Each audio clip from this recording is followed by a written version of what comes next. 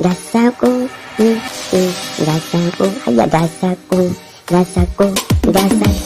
yanzu kam zan bada wurinta, suna in mata kyakkyawa, ina santa a zuciya, ganta na jifa, na kamu da santa, ba wasa da gaske, ba yaudara ko zalunci a kanta.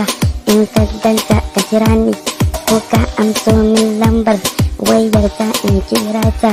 In ban ganta ba ya zuciya za ta kasance, ina son ta ba wasa ko da ba na ganta ni na ji na kamu da santa. Yan mata ba ta haɗu da kallon kuma wani kallo, na ji zuciya ta bara, sai na ce ma abokina ni ba wata yarinyar samun fahar a rayuwa, inda dama ta yi kai ka samu min lambar ta.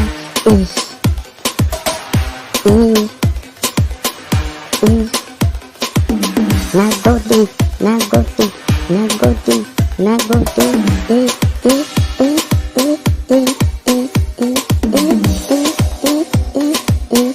Soyayya da rayuwa, soyayya da wasa, mai fanaci ina son ki. Yan mata mai kunya ga tarbiyya ga ilimi, in ka ganta ta haɗu sabida hakan na ce ni na nace a ƙaunarta, na sa ɗan bani yakan ni fa in dai akan ta ne zan kai mutumin zuba, amma fa ba lafiya ba sai dai in mai dai rauni wanda zan kiyaye ta. In ka ganta masoyiya kankar zinariya fara, ni fa ina son ta nace, ni fa ina son ki baby, nace I love you, nace I miss you.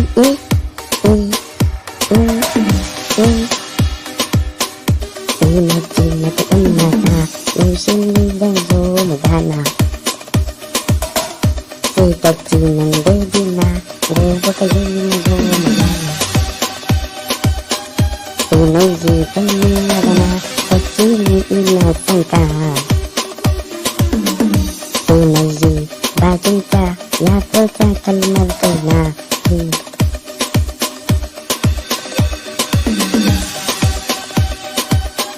Masoyiya ta kuma kishi na ba ta so ta gani na wari,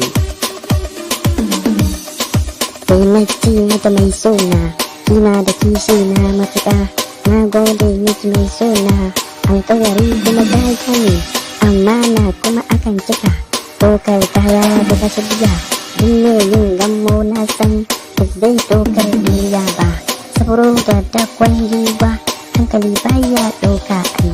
Ni fa na zira guga a rijiya don ruwa, in sha in ji santi a rai, ina son ki har matuƙa kuma ba na son wasa a kan soyayya nisa, amma ni zaki nisa, gani zaki ne so na.